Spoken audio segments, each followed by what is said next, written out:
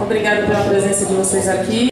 Hoje eu estou muito feliz com esse sexto café filosófico, como todos, mas hoje mais, especialmente. A felicidade é maior porque nós estamos completando um ano de café filosófico. Então, a primeira edição do Café Filosófico foi no dia 23 de setembro do ano passado, de 2010. E ela aconteceu ali no Café e Cultura, onde acontecia sempre. E nós estávamos muito nervosos, muito apreensivos, sem saber se o projeto ia dar certo, se não ia dar certo. Mas felizmente deu certo. E o Café Filosófico, nessas 5 edições que nós já tivemos, todas elas foram muito boas. E eu tenho certeza que os que estão aqui, que já participaram, confirmam isso que eu estou dizendo. Bom, então eu gostaria de chamar aqui para a mesa, para que a gente comece hoje o nosso sexto Café Filosófico, que é um olhar filosófico sobre a obra de Clarice Lispector, especificamente o conto O Amor, que a professora Denise vai proferir para a gente. E eu chamo então a professora Denise aqui para a mesa.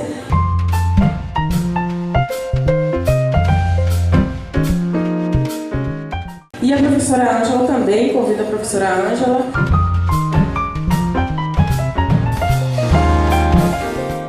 Então, sejam bem-vindas. A todos e todas. É com muita satisfação que eu participo desse café filosófico, eu acho que é o ano. E assim, um projeto de amigos meus, são amigos que moram no meu coração.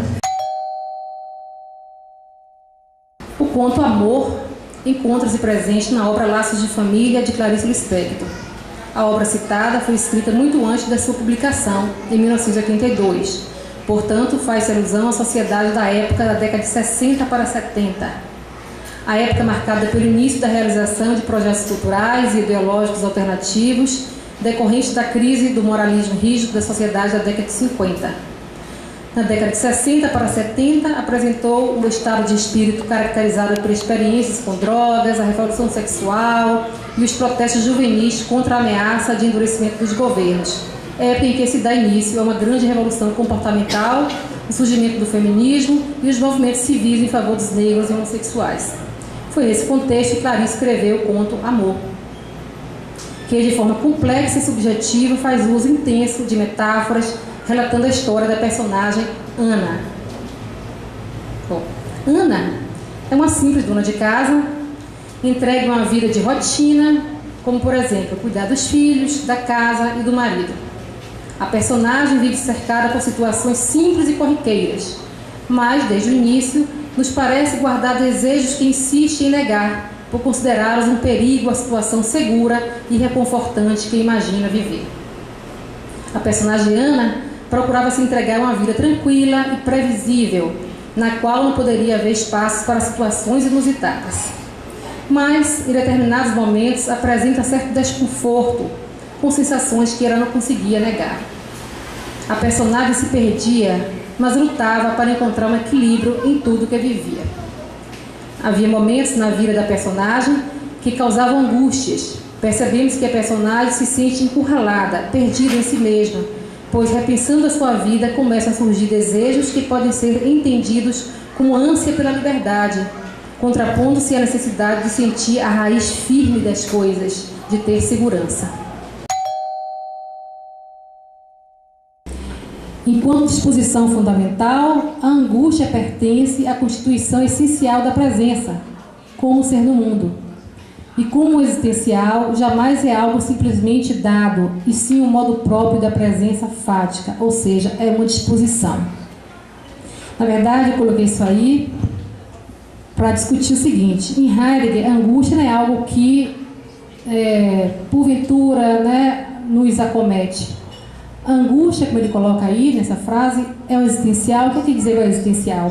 Faz parte da nossa constituição, do nosso modo de ser. Ela está presente o tempo todo, muito embora de forma velada, a gente não se dá conta, mas ela está rondando, ela ronda o tempo todo a gente, essa angústia. A gente é que está fugindo aos embreados das ocupações, sabe? Ou muitas vezes a angústia é tratada, como eu costumo falar, farmacologicamente. Toma-se um calmante, um tranquilizante, vai se dormir, ou vamos tomar enche a cara, mas, e se foge da angústia, vai com alguma ocupação.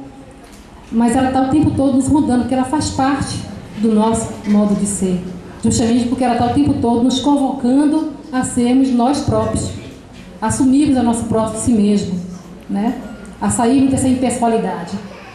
Essa necessidade de raiz firme das coisas, né, vai de encontro, né, a próprio modo de ser do homem, segundo Heidegger, que não tem um fundamento, não tem uma base que lhe diga como é que ele deve ser, como tem que ser, nem como vai ser, nem como ele é, nem como será, né? O homem, a presença é sem fundamento, ou seja, ele é seu próprio fundamento, é fundamento nulo de si mesmo, ele é o que ele projetar ser.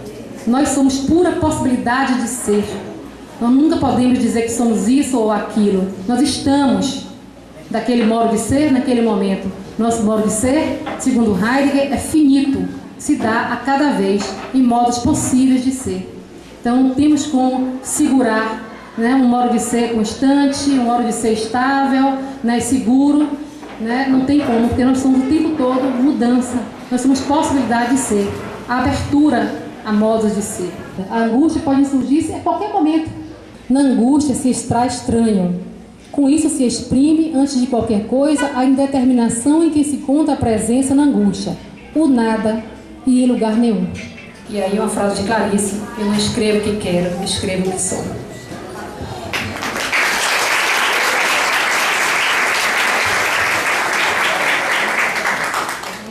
Porque o título de um texto, de uma obra literária, é sempre uma chave, ao mesmo tempo que é uma obra a mais, né? E aí Denise já trouxe a interpretação dela para Amor, que eu achei muito, muito próxima à minha, né? Aí eu fiquei pensando assim, por que esse conto Amor? Por que amor? Ora, aí eu volto de novo ao especialismo como humanismo. Amor, porque quando ela sai de sua redoma de estabilidade, ela descobre o outro. Ela descobre, e quando se descobre o outro, se há uma relação de amor. Amor ao outro, que significa amor ao mundo, que significa amor a si, que significa amor à existência. Afinal de contas, estamos vivos. Ora, o que eu vou fazer com isso? Eu estou viva, eu vou fazer o que com isso? Ela vai ficar o tempo todo fazendo tricô? Vou ficar o tempo todo arrumando a casa, tirando os móveis? Eu tenho que fazer alguma coisa com a minha existência. Aí você já entra realmente na filosofia existencialista. Eu tenho que fazer algo com a minha vida, né? Que é esse chamamento que o conto Ana traz, que Clarice traz nos seus contos, com um clima que, mesmo que o personagem volte, e ao voltar ele nos remete a pensar também um contexto social, porque esse livro foi escrito na década de 60. Eu acredito que hoje as mulheres que se descobrem vivas, que se descobrem atuantes, talvez não retornem ao lar, né? Se descobrem vivas e atuantes, mas com o sentido de estar vivo, com o sentido da existência. E estar consciente da existência, finalizo, é estar consciência dessa angústia que disse Denise, da náusea que é doce, porque ela é epifânica, porque ela é iluminação. É um momento de iluminação, de se descobrir vivo, podendo mudar o curso das coisas. Era isso, gente, que eu queria dizer. Boa noite.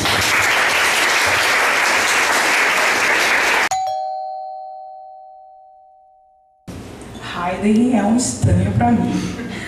O Spector nem tanto. Então eu queria ler, só ler. Eu nunca li uma poesia minha, eu fiz agora e vou ler.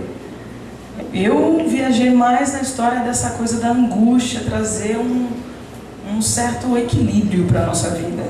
Foi o que eu imaginei, que a gente precisa se angustiar também. Sem angústia não tem esse equilíbrio que a gente tem, né? E aí eu viajei nisso. O medo de ser o que o ser oculta, de estar onde não mais se ocupa. Eis o pavor de Ana, de ver a si mesma tão tacanha. É a rotina que desvia da vida o que a morte não engana.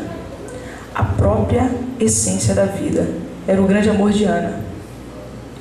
Que conto, que encanto, que desmorona.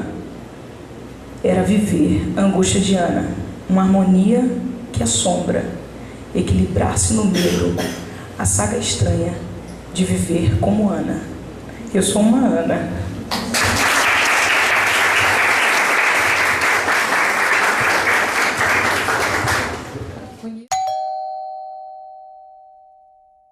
Bom, eu gostaria de agradecer primeiramente as professoras, a professora Denise e a professora Ângela, que se dispuseram a vir dar essas palestras brilhantes aqui para vocês, para a gente.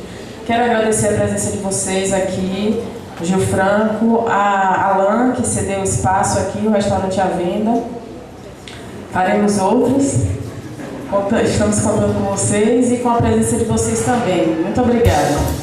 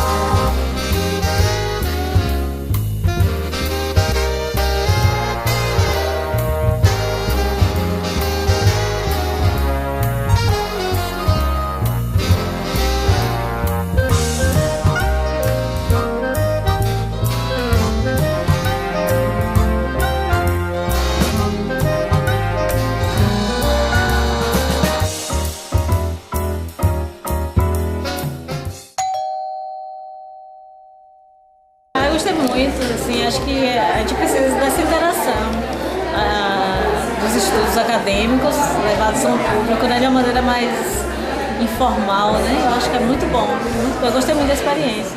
Espero realmente ser convidada por outras vezes. Bom, esse Café Filosófico para mim foi assim, maravilhoso, né? Porque está tratando de tema que diz respeito à vida, à angústia, à existência, né? A vida cotidiana das pessoas, o modo de ser das pessoas, e ligando com a arte, com o conto de Clarice, que é uma escultura maravilhosa. Para mim foi muito bacana, eu gostei. Eu vim porque todos os eventos me atraem, constroem muitas coisas em mim, e esse em especial mexeu comigo. Eu fico muito feliz que exista toda essa possibilidade através do Café Filosófico Científico. Elogio os professores, promotores do Café Filosófico e que continue esse projeto, que a gente possa continuar tendo esses momentos de pensar, né, sobre outras possibilidades. Bem, assim, eu já participei de outros Café Filosóficos e essa sexta edição para mim foi a mais especial. Assim. Primeiro porque eu adoro Clarice Lispector e ver 3 mulheres, né? A própria e mais 2 mulheres tão diferentes e tão parecidas, eu achei que foi muito legal e ter quebrado um pouco essa coisa de um evento acadêmico. Eu acho que todo mundo pode perceber o evento de uma maneira mais clara. Excelente, essa aproximação entre filosofia e literatura é perfeita. E eu acho que nós, da filosofia, deveríamos nos aproximar mais, temos nos tornado muito tecnicistas. Né? Então, é uma aproximação que eu vejo com bons olhos. Bom, eu achei o café muito interessante, por uma questão assim, bastante pessoal. Eu sempre achei que a literatura é uma filosofia lúdica. Então, eu acho que literatura e filosofia andam lado a lado, sempre.